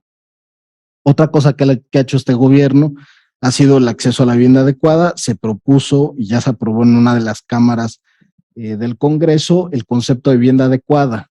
Hoy el cuarto constitucional o el artículo 4 establece la vivienda digna y decorosa. Nosotros hemos dicho que la dignidad corresponde a la persona, pero que la vivienda, su calificativo debe ser adecuada, no digna, ¿no? Porque la dignidad se entiende desde una perspectiva de derechos humanos para todas las personas, pero la vivienda adecuada nos ayuda a medir esa adecuación respecto al contexto, a los entornos, a las trazas urbanas, etcétera, y eso ya se está implementando. Y además, en la que sigue, tenemos cómo el Infonavit puede contribuir con esta serie de reformas que ha hecho el presidente a habilitar el acceso a las personas que ya no cotizan en la seguridad social. Esto creo que es una de las preguntas que surgían dentro de las pláticas previas, es cómo cubrimos a quienes ya no cotizan en este sistema contributivo de la seguridad social.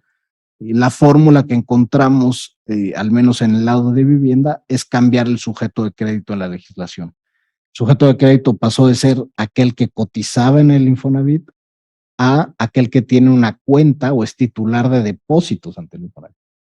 Eso cambia radicalmente el sujeto de crédito, porque si bien hay 21 millones de trabajadores que hoy cotizan en la seguridad social, hay 40 millones que cotizaron alguna vez, que tienen una cuenta en la seguridad social y que no tenían acceso al satisfactor de la vivienda, ¿no? Entonces, con esto, el gobierno mexicano hace una reforma que es amplia en cuanto al acceso de crédito a la vivienda, y a partir de este año, precisamente, es que ya quienes no cotizan en la seguridad social, pero son titulares de depósitos, pueden acceder a créditos de mejora a la vivienda, ¿no? Y con esto expandimos un poco la frontera de cubrir a quienes ya se considerarían no informales, pero queda el reto del sistema financiero y en general de la seguridad social de atender a aquellos que o nunca han cotizado o su densidad de cotización es tan baja que un crédito de esa naturaleza es insuficiente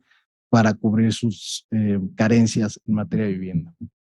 Y para atender eso, bueno, hicimos básicamente atender a población no atendida previamente a través de estos créditos, como dar créditos hipotecarios para gente que ya no cotiza, a través de una alianza con la banca privada, y por otro lado atender a otras personas no incluidas en la seguridad social, pero tampoco incluidas en el sistema financiero, como es el caso de los policías, ¿no? Por ejemplo, los policías en México no tienen acceso a la seguridad social y la banca los excluye de cualquier tipo de crédito. Dicen, son una población de riesgo. Desde luego, pues ellos arriesgan su vida para cuidar a la población y sin embargo, las reglas bancarias dicen, a ellos no les prestes, se van a morir. Bueno, pues el Infonavit entra en esa parte supletoria para cubrir a las corporaciones de policías. Hay un proyecto en el estado de Yucatán que cubre ya toda la corporación policíaca. Se está trabajando con los estados fronterizos de Sonora, Chihuahua, Nuevo León y Michoacán.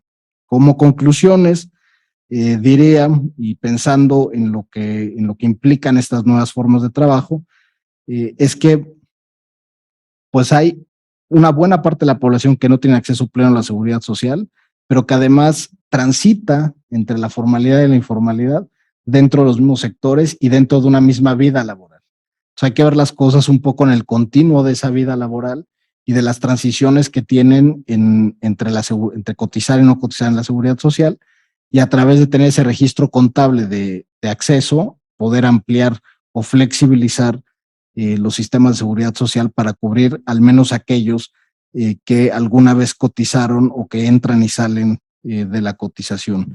Lo otro, desde luego, es impulsar una inclusión financiera decidida por parte del sistema financiero. Se ha discutido mucho si el sistema financiero, una de las reglas del sistema financiero que han adoptado los países latinoamericanos es muy restrictiva. Muchos decidieron adoptar Basilea III, ¿no? Que es un consenso financiero sumamente restrictivo, pero quizás no es el más adecuado para economías emergentes que tienen problemas fuertes para demostrar ingresos, tienen sistemas fiscales de fiscalización débiles, donde no todos cotizan y donde no todos pueden demostrar sus ingresos con seguridad. Entonces también se tendría que pensar esa parte de la inclusión financiera. Y finalmente, pues la seguridad social tendríamos que adaptarnos más a las nuevas formas de trabajo. Ya se dijo en la parte anterior o con las intervenciones anteriores, pero se tiene que adaptar a lo que significan las plataformas y pensar, desde luego, las relaciones de trabajo, de contribución, de subordinación y demás que existen en este tipo de plataformas, ¿no? Entonces sería pues la contribución del Infonavit a esta plática.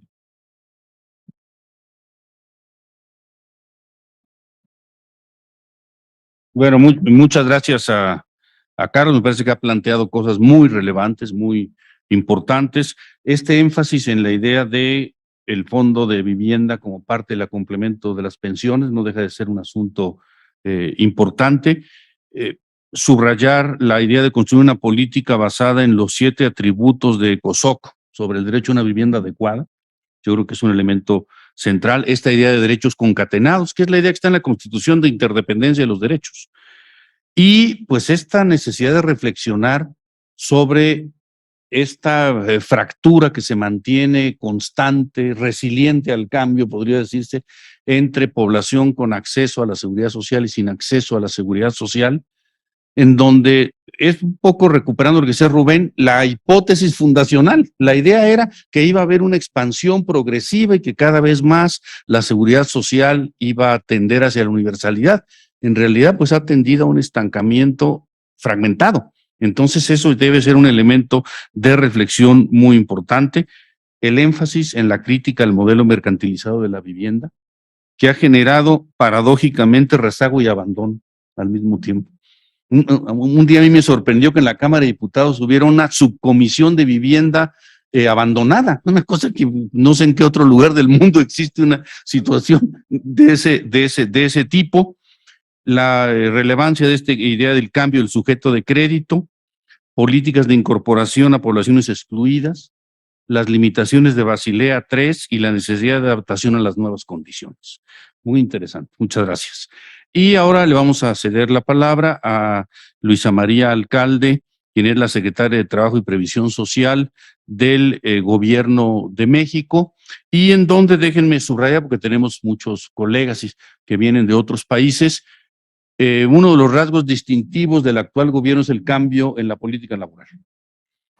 Política de salario mínimo, modificación del régimen pensionario, outsourcing, incorporación de las trabajadoras del hogar a la seguridad social, proceso de democratización de los sindicatos, en fin, hay un sello laboral muy importante y para nosotros es un gusto que nos acompañe la secretaria del Trabajo, Luisa María Alcalde, quien tiene el uso de la palabra. Gracias, Luisa María.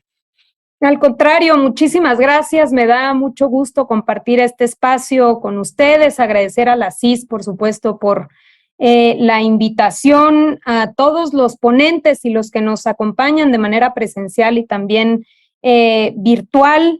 Ya no pudimos estar de manera presencial, pero les mandamos a todos un saludo muy fraterno. Por supuesto, Pablo, como nuestro moderador estrella, y bueno, a Carlos, que es nuestro compañero y que también está ahora de forma presencial, y también ya ha platicado un poco precisamente de lo que hemos venido haciendo, pero también cuáles son los retos que tenemos en nuestro país.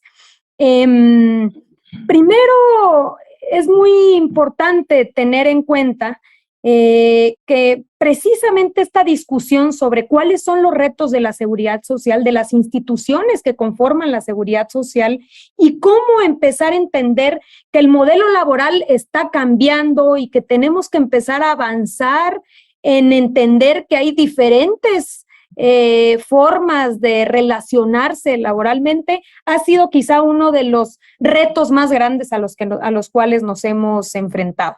Cuando llegamos al gobierno, iniciamos primero con, digamos, como este primer acercamiento a cómo logramos la incorporación de las trabajadoras del hogar. Y yo creo que eso ha sido lo que nos ha abierto, pues, los ejemplos, las posibilidades que se tienen para diferentes grupos de trabajadores. El reto era, las trabajadoras del hogar, la mayoría tienen características en las cuales son diferentes empleadores los que participan durante una semana. La gran mayoría va martes y jueves, lunes y miércoles, y digamos que tenemos entre 2, 3 y hasta 4 empleadores que deberían de responsabilizarse por la parte proporcional por la cual está trabajando con ellos. Esto era impensable en el IMSS, si pensamos en el Instituto Mexicano del Seguro Social, porque la lógica era un empleador, un trabajador, y el empleador tiene que pagar por la cuota entera. ¿Estás o no estás? Y es por tiempo completo. Claro, estaba el seguro voluntario, que no nos vamos a detener en eso, pero que era bastante ineficiente porque no tenía todos los derechos garantizados. Pero entonces la lógica era, solamente aquel trabajador que tiene un solo empleador va a tener acceso a la seguridad social porque hay un solo responsable y ese responsable asume la responsabilidad entera. Entonces empezamos a evaluar con el Infonavit, con el IMSS, cómo modelar un sistema, un piloto que permitiera que el empleador pudiera decir, yo pago por lo proporcional a un día, a 2 días, y cómo eso se podía ir viendo en un sistema que permitiera ciertas coberturas. Ya hoy superamos, digamos, la primera fase del piloto, estamos en la segunda, pero también lo cierto es que nos ha tomado tiempo, pero esto ya ha venido permitiendo, este ejemplo de las trabajadoras del hogar, a otro tipo de grupos que también labora con diferentes empleadores y que puede empezarse a incorporar. Para que nos demos una idea del reto, pues llevamos 50,000 apenas de trabajadoras del hogar inscritas en el Seguro Social, pero como que lo interesante aquí es que logramos romper esta imposibilidad estructural que existía en nuestro país en las instituciones. Y yo creo que por ahí debemos ir avanzando. Es decir, en la medida en la que vayamos facilitando y flexibilizando los mecanismos de incorporación en la seguridad social, vamos a poder ir abarcando diferentes grupos. ¿Cuál es nuestro siguiente reto? Que también ya hemos hablado en el pasado de esto, es incorporar a los trabajadores de plataformas que también tienen una realidad parecida. ¿Por qué? Porque los trabajadores de plataformas, muchos de ellos trabajan para diversas plataformas. Al mismo tiempo están en Rappi, y están en Didi, y están en Uber, y están en Uber Eats, en fin. Tienen la posibilidad de conectarse a varias y debería de existir este modelo flexible a través del cual las plataformas responden por la parte proporcional del tiempo que dedican a su negocio. Entonces, para poder ir avanzando en aras de formalizar a este grupo, de tener una regulación en la Ley Federal del Trabajo, y es una discusión que hemos venido abriendo con las empresas y con grupos de trabajadores, pues tiene que existir la posibilidad institucional para que frente al IMSS y frente al Infonavit, obviamente en materia de pensiones, se pueda ir abonando con estas características.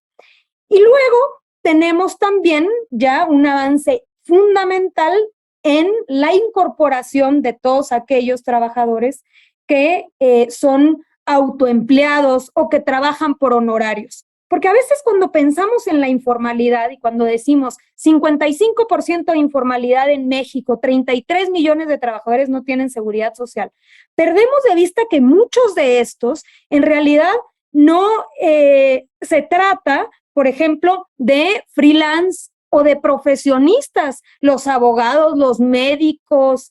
Hay muchos profesionistas que trabajan por honorarios, que trabajan por cuenta propia y que no están en la seguridad social, aunque forman parte de la población económicamente activa, digamos, si los estamos metiendo en el universo de los 33 millones, en realidad no son trabajadores tradicionales, no tienen un empleador, no hay una relación laboral, sino que ellos trabajan por cuenta propia y prestan sus servicios profesionales a sus diferentes clientes o en fin, a los cuales les prestan este servicio. También por ahí hemos venido avanzando. ¿En qué? En lograr una incorporación voluntaria mucho más dinámica y fácil y atractiva. Se trata de que el que trabaja por su cuenta propia, el profesionista, vea en estas instituciones de seguridad social un sistema de protección que es atractivo y al cual decide incorporarse. Quizá en un futuro, a mediano o largo plazo, habrá de darse la discusión si tendría o no que ser obligatoria también esta incorporación, aún tratándose del autoempleo o del trabajo por honorarios como existe en otro país. Pero por lo pronto es dar esa facilidad y hacer atractivo ese tipo de incorporación. ¿Qué es lo que ha hecho el Seguro Social? De entrada, garantizar la cobertura total y no como existía en el seguro voluntario, de excluir algunos de los seguros más importantes, como es el tema de guardería. Entonces, uno de los retos en los cuales me parece ha sido muy importante el avance es precisamente en empezar a incorporar a toda esta diversidad que conforma este universo de 32 millones. Por el otro lado, existe otro porcentaje importante dentro de estos 32 millones, que son empresas formales que incumplen y no registran a sus trabajadores. Es decir, muchas empresas o que juegan con, yo tengo 15 trabajadores y de los 15 solo registro a 7, o subo y bajo las nóminas, esta idea de en diciembre los doy de baja y los reincorporo a finales de febrero, y esta especie como de ir limitando, incumpliendo, buscando mecanismos para ir ahorrándose ciertos porcentajes de obligación. Uno de los fenómenos más, digamos, más grandes y más evidentes de esta situación fue el fenómeno de la subcontratación. A través de la subcontratación de personal, muchísimas empresas lograron evadir la responsabilidad de registrar a sus trabajadores en el Seguro Social y en la Seguridad Social en su conjunto, y eso lo transferían como una obligación del intermediario. Digamos que se lavaron las manos y esto fue provocando, por supuesto, pues una distorsión gigantesca en manera, no solamente en la incorporación, sino diría principalmente en la base de cotización, es decir, con qué salarios se registran a estos trabajadores. Y podemos verlo esto a distancia. Incluso les diría, hoy es interesante lo que publica el Banco de México respecto a esta reforma y los avances que han significado para el mercado laboral, pero para darnos una idea, 3 millones de trabajadores migraron de empresas de subcontratación de personal a las verdaderas empresas, y esto ha significado un incremento del 27% en el salario base de cotización. Esa es, digamos, la magnitud, quizá no todavía alcanzada en su totalidad, pero da una idea del distanciamiento. Y también, por supuesto, no solamente el salario base, sino la propia incorporación de trabajadores. Prueba de ello también es que estamos en los máximos históricos de empleo formal, con 21 millones, poquito más, 21,200,000 empleos, y esto, por supuesto, a pesar de la pandemia. También considero que es importantísimo, para efectos de la discusión en materia de seguridad social, señalar que en efecto, la política de salarios mínimos, pues quizá ha sido una de las políticas que más ha fortalecido el sistema de seguridad social, no solamente en términos de los institutos, sino también en la contribución al tema pensionario. Y si juntamos esto con lo que ya Carlos aquí señalaba de una reforma en materia de pensiones que ha permitido entender que después del 97 que se reformó el sistema pensionario en nuestro país, ya está dando resultados adversos donde los trabajadores no les alcanza, digamos, no están obteniendo ni el 30% de sus salarios, de los salarios que habían venido percibiendo, y que este cambio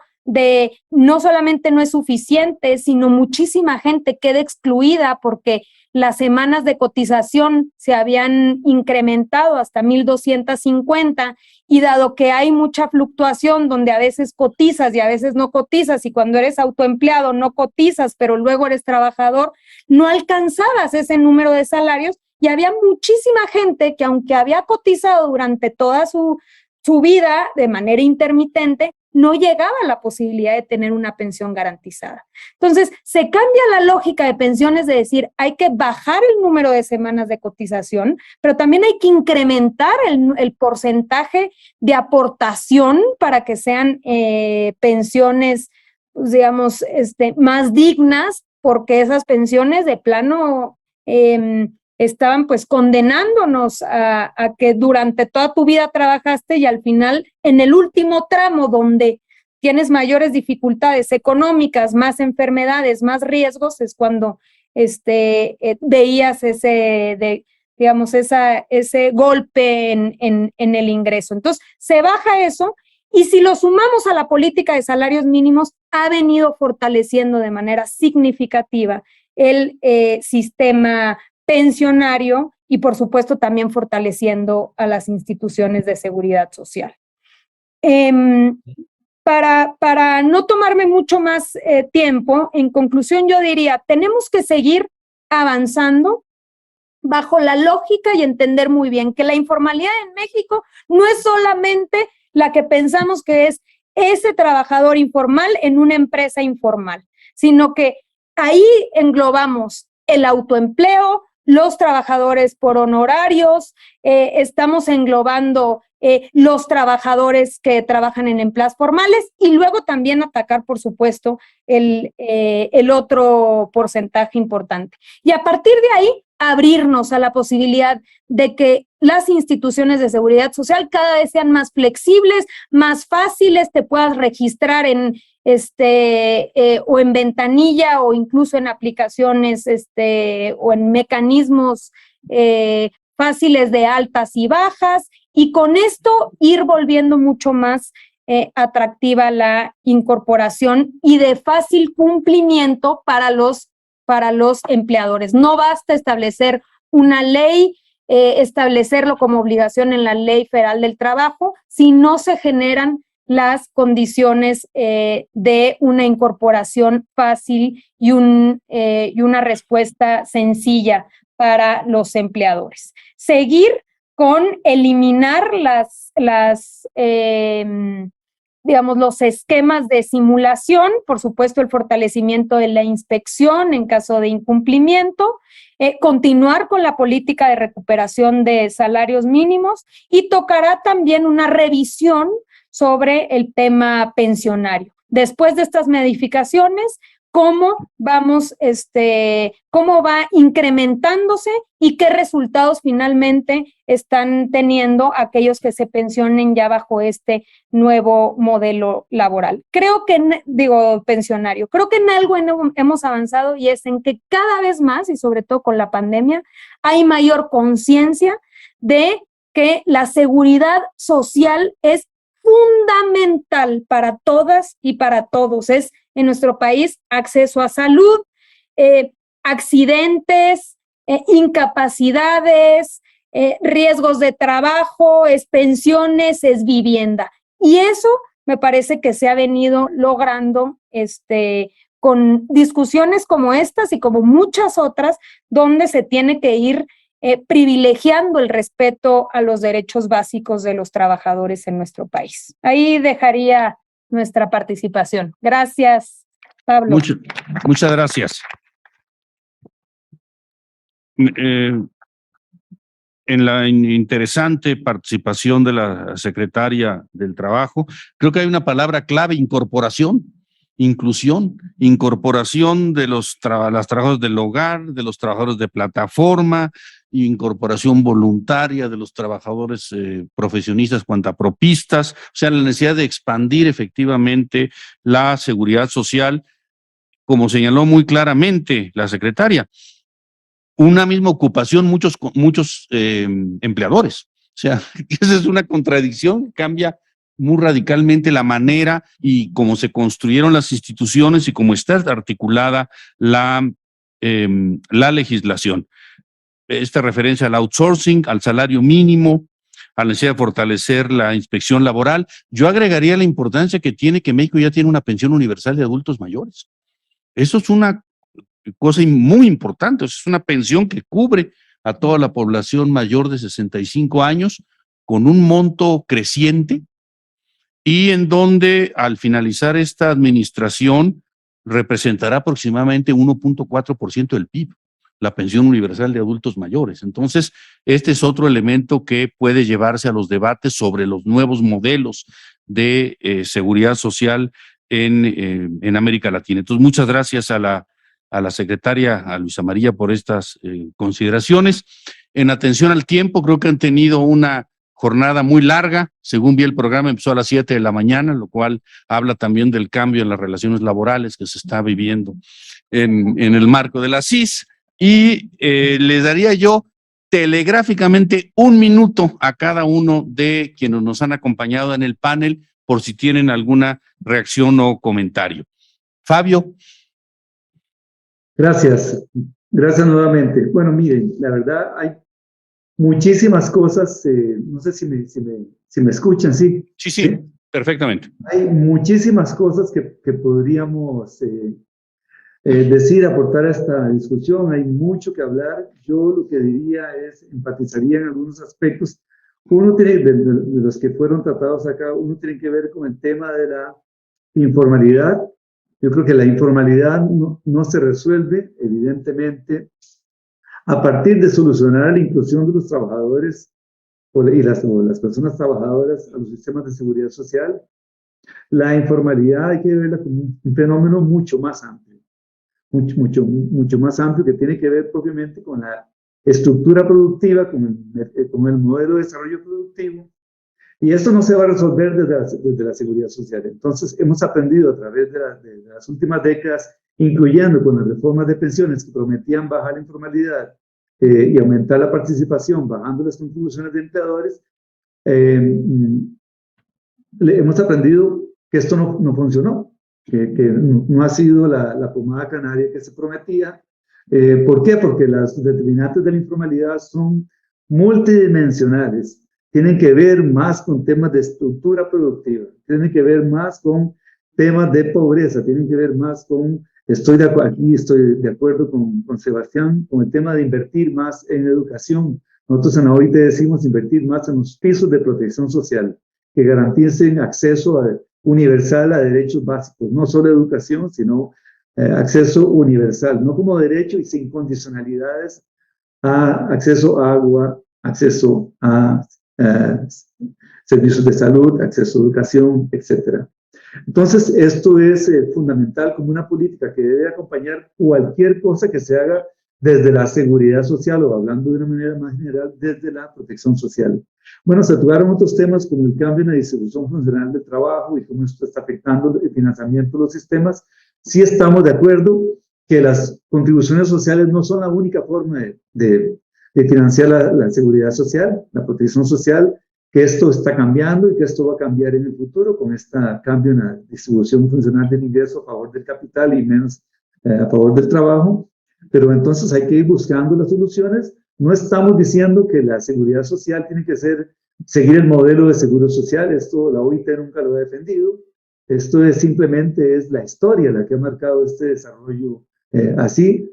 Pero también lo que hay que considerar es que una transición hacia un financiamiento de la protección social que no esté basado, que no esté vinculada con el trabajo, tiene también desafíos muy importantes en términos de generar el espacio fiscal necesario para financiar esas prestaciones, incluyendo las prestaciones de la gente, que ya no me estoy refiriendo a los que están protegidos por los sistemas, digamos, contributivos, sino a la gente que está excluida de protección social, que estamos hablando de 4 billones de personas en el mundo, o sea, 50% de la población que están excluidos, que no reciben ni una sola protección de parte de los sistemas de protección social. O sea, que estamos hablando de un desafío enorme que no solo toca a los sistemas contributivos.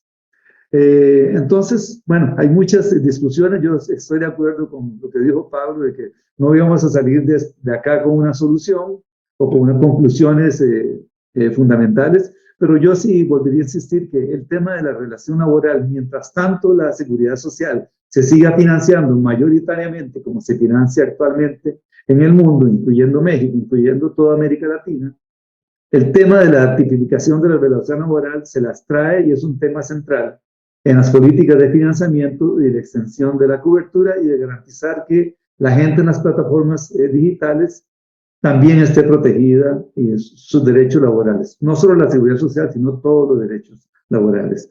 Bueno, con esto termino. Muchísimas gracias y bueno, encantado. He aprendido mucho escuchando de mis colegas panelistas y bien, estamos a la orden y muchas gracias. Saludos. Muchas gracias, Fabio. Le vamos a dar la palabra a Sebastián con la súplica de brevedad para todos nuestros participantes. Muchas gracias. Y bueno, primero, la verdad, muy útil haber estado para oír las otras ponencias. Creo que estamos bastante alineados y sobre todo también pues elementos útiles creo que han aportado a la discusión en América Latina. El primer punto, yo creo que enfatizar que los nuevos regímenes laborales frente a las nuevas plataformas digitales son fundamentales, pero se debe asegurar y como principio básico, y es algo que insistimos también desde el Centro de Desarrollo de la OCDE, asegurando siempre las prestaciones sociales y la protección laboral de los trabajadores. Creo que ahí pues Fabio lo enfatizó en su presentación y es algo que vale la pena seguir insistiendo. Segundo elemento, y es más sobre la informalidad, necesitamos sin duda alguna un enfoque amplio, donde es aportar dentro de los sistemas de asistencia social un componente de competencias y educación, que lo había mencionado, pero esto vinculado con qué tipo de estrategia productiva necesitamos. Y ahí el diálogo entre el sector privado y las entidades, tanto a nivel nacional como a nivel subnacional, es fundamental. No es un tema de ilegalidad, de informalidad, es algo mucho más complejo y para eso necesitamos un diálogo concertado entre diferentes actores para saber cuál es la estrategia productiva y que, como mencionaba anteriormente, hace parte de un contrato social en el cual pues lo debemos repensar y repensar supone sin duda alguna incluir los elementos del futuro de trabajo. Con esto quisiera terminar. Muchas gracias. Muchas gracias, Sebastián. Rubén. Sí, muy breve y complementándolo mi exposición previa, diría que también un tema que hay que revisar y colocar en la agenda es la cuestión de la reducción de los tiempos de trabajo en el empleo. Para decirlo sencillamente, si cada vez vamos a tener menos empleo global, hay que distribuir de otro modo el empleo existente. Y un tema que a mí me preocupa es que la cuestión de los tiempos de trabajo en el empleo se ha sacado de la agenda de los debates y personalmente creo que hay que volver a colocarlo en el debate y que es totalmente complementario con otras cuestiones que se dijeron acá respecto a la capacitación, educación, etc. Este es un primer punto que quiero marcar. El segundo punto, el financiamiento. Me parece que si uno considera, como se señaló, los problemas que va a tener el crecimiento económico, los problemas que va a tener el empleo, América Latina tendría que moverse, y en esto creo que la comparación con otros países centrales, de impuestos indirectos sobre los flujos a impuestos directos sobre los stocks. Para decirlo concretamente, hay que aflojar la tributación sobre la masa salarial, hay que aflojar la tributación sobre el IVA, y hay que volver a pensar tributaciones sobre expresiones de riqueza mucho más progresivas, sobre stocks. Y hay que colocar todo esto justamente al servicio eventualmente de la financiación de la seguridad social. Tengo otros temas para marcar, pero claramente voy a terminar con un último. El mayor problema que tenemos en América Latina es que las empresas o las unidades productivas que generan empleo son improductivas. Los sectores más competitivos y más productivos, que son fundamentalmente los vinculados a recursos naturales, generan poco empleo.